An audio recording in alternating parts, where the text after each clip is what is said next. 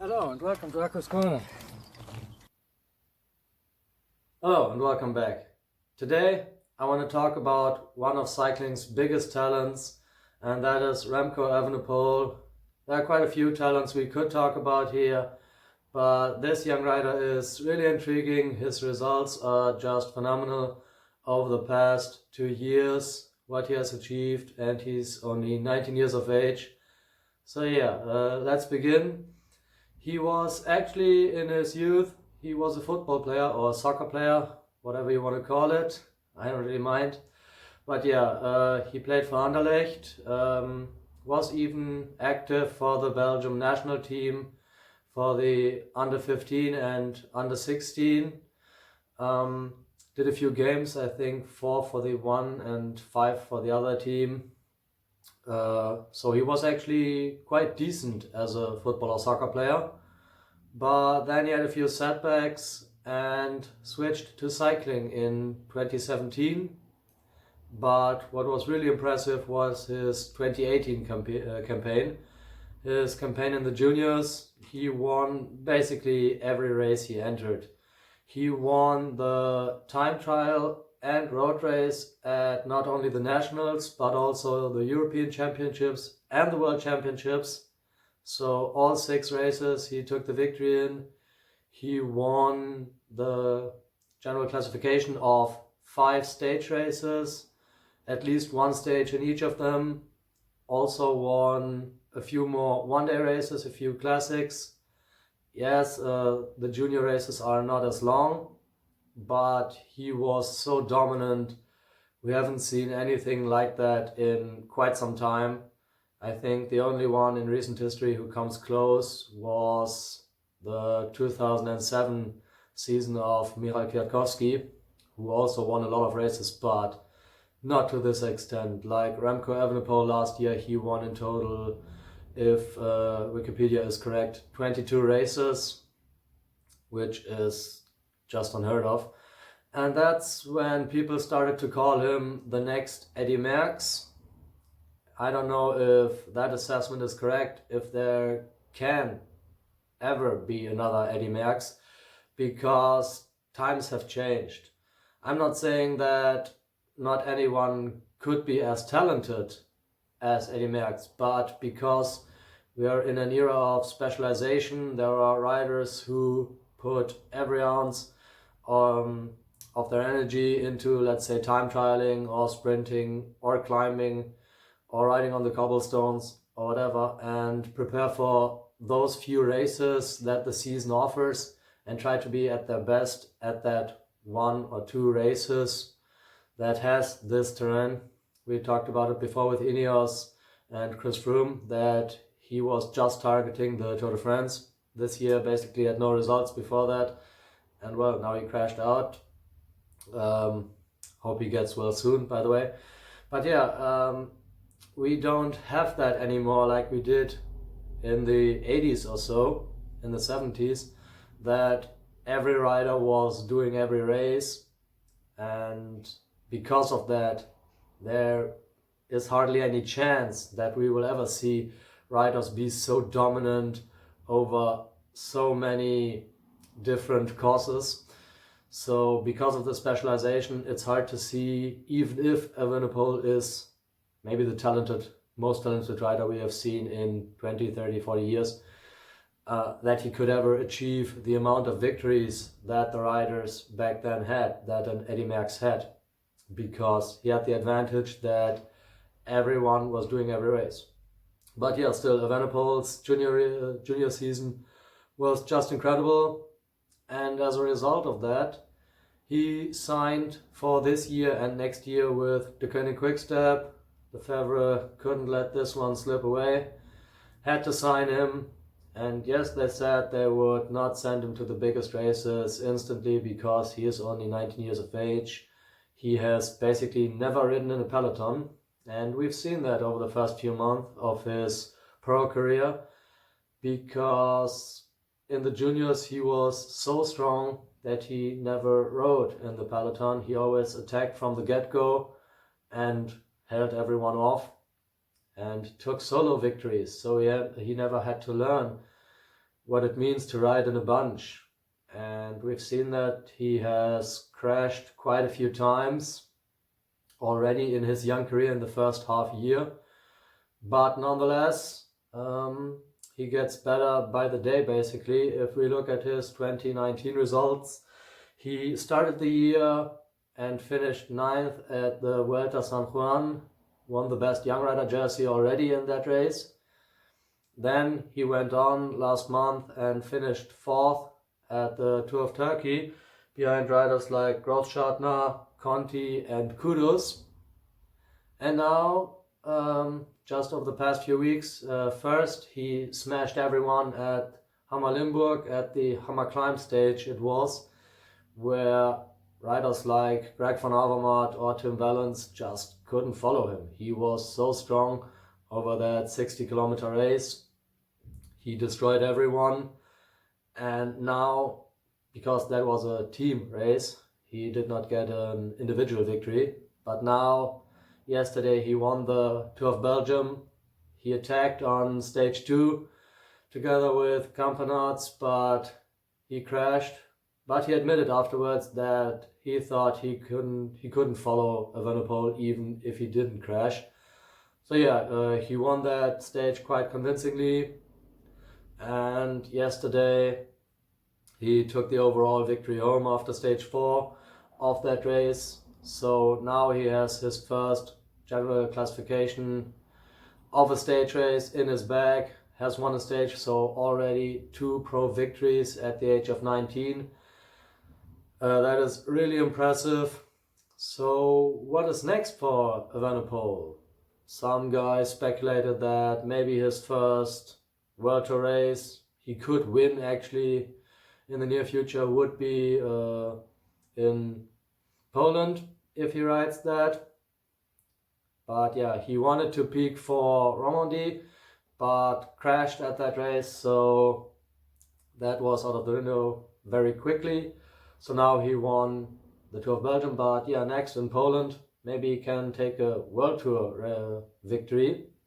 Who knows? I don't think he is quite ready yet to ride a Grand Tour, even though that is what he wants to accomplish in the future. He says his goal is to win the Grand Tours. So yeah, he aspires to be a climber. At the moment, his biggest strength is just his huge motor. So maybe the classics are suited even better for him, because we've seen it with riders like Cancellara also, that if you are so strong and can just power away from everyone, that will get you a lot of victories. Or if we compare it to a rider who had a lot of similar successes in his early years, Philippe Gilbert, he also always attacked, and was just so strong that one by one he was shedding the riders off his back and took the victory that way.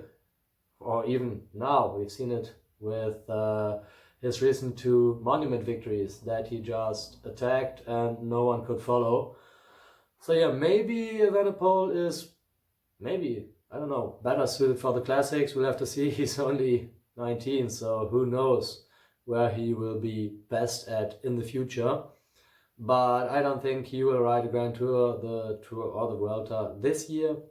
Maybe they will let him ride the Vuelta next year, and then the Tour the year after that. So in 2021, maybe the Tour de France, if he by then has developed a lot more, because he even said himself that he's not fully grown. He's still growing at the moment, so who knows how his body will look like when he is fully developed. He's so young. We'll have to see about that one, but his results are already astonishing. We've seen it already earlier in the year with riders like Pogacar or Bernal, or riders like that, who are a year or 2 older than him, 1.5 years older than him, I think, about that time frame. And they start to get victories at the moment, but Evenepoel, a lot of riders questioned his decision to skip the under 23 ranks, but his results at the moment show that he probably did the right decision. He was just too strong for the juniors and probably would have also destroyed everyone in the under 23s. So why not take the next step and join the pros? Now this year is, or it was supposed to be, a learning experience for the young rider. He was supposed to learn how to ride in a peloton, how fast it is if you ride against the pros, to learn that you can't just attack from the get-go from kilometer 0 and finish it off, even though at the hammer climb that's exactly what he did. He attacked from the get-go and held everyone off, but we have to remember that that was a 60-kilometer race and not a classic of 200 kilometer or even the monument of 240 kilometers. So that is just not possible to achieve that in races that are longer than that. But Evenepoel showed that he has the engine, that he has the motor to go for attacks and hold everyone off. So maybe in the future he can do more of that. We'll have to see what he can do at the nationals next. So I have high hopes for him for the Belgian National Time Trial Championships. We'll have to see if he can be victorious against Campeonato. I think not quite yet, but I think if he has a good day, he could finish somewhere between 3rd and 5th place, I think, is realistic for him with his big engine and the gears he can push. I haven't looked yet at the course, if that is more suited to climbers or more suited to the really pan-flat engine riders. But yeah, nonetheless, a time trial of that length, no matter the course, should suit him quite decently.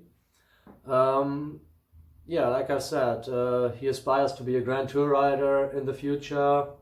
If that's what he wants to be, I think we'll get a first glance at what he can accomplish in those kind of races at the earliest stage next year at the Vuelta, maybe even the year after that. He has all the time in the world. He started so early. But then on the other hand, we've seen it in the past with Sagan, who also started at that age and then went on to ride the Tour de France, I think, in his 2nd year already, and took the green jersey every year since, except last year when he was disqualified from the race.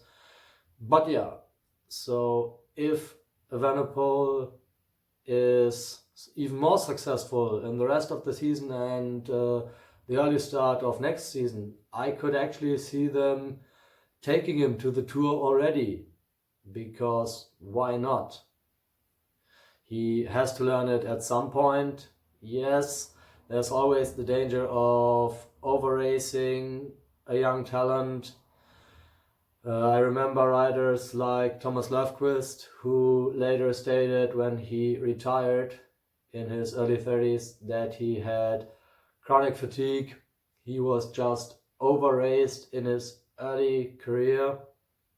Really sad, because he was also a hugely talented rider, but his team asked too much of him too early.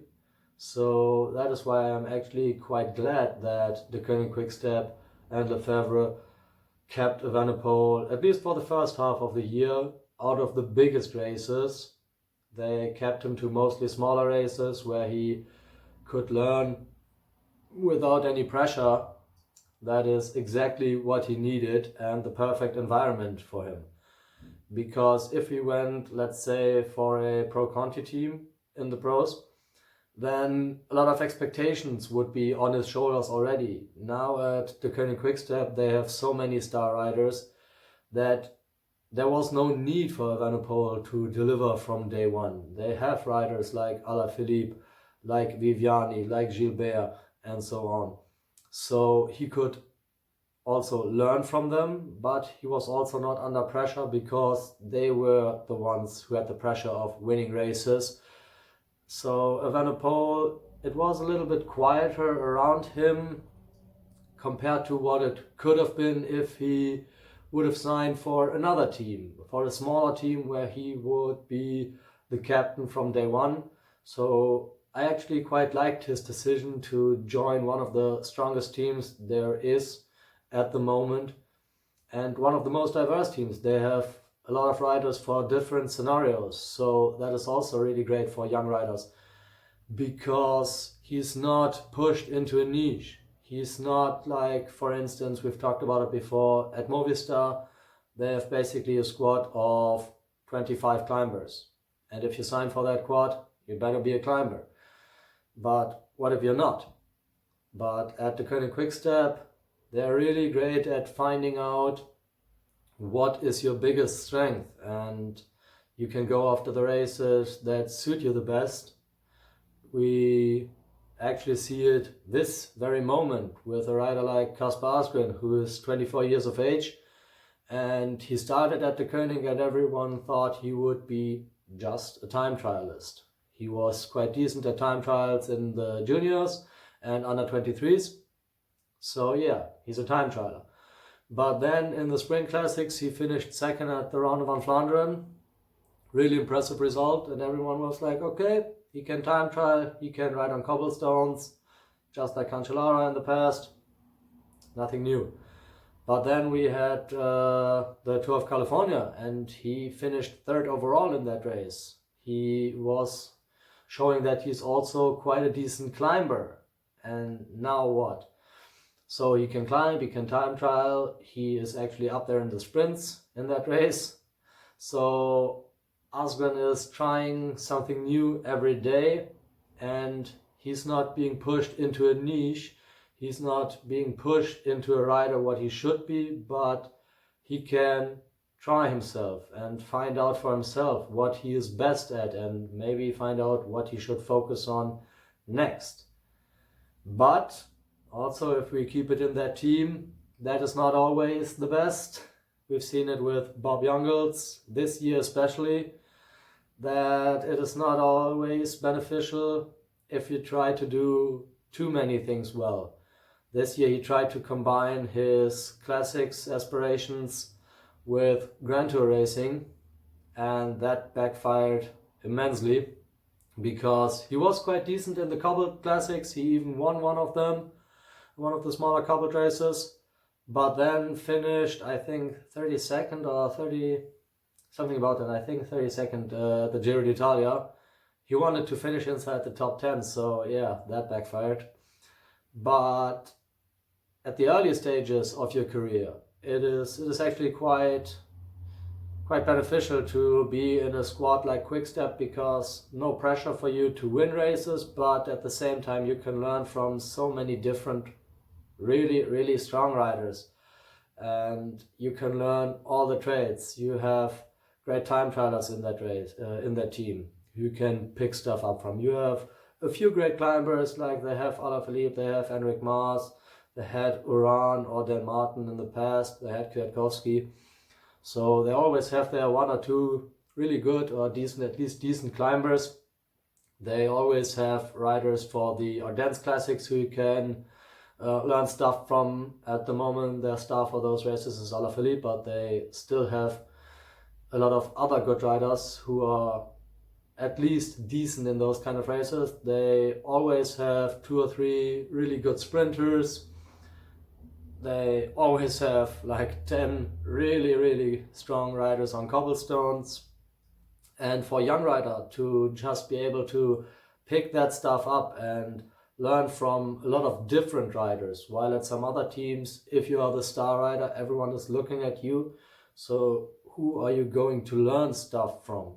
While at the Koenig Quick-Step, you have all those different riders who can teach you something. And I'm a firm believer that every person in this world can teach you something. But obviously there are better environments and worse environments where you could pick up more or less stuff. And in terms of cycling, I think Remco Evenepoel chose one of the best setups for a young rider, for his stage of development. And personally, I can't wait for his future races, for his upcoming races, what he will be able to do. Now the problem is he will be a marked man, because now his results are so strong that everyone will be looking at him. If Evenepoel attacks, some people will be scared. And again, Sagan, a lot of the times he had the problem in the races. He was maybe the strongest rider, but just couldn't shake the other favorites. And that's the difference between pros and juniors, that even if you are good, you're not that good compared to the other riders, that you can just ride them off your wheel.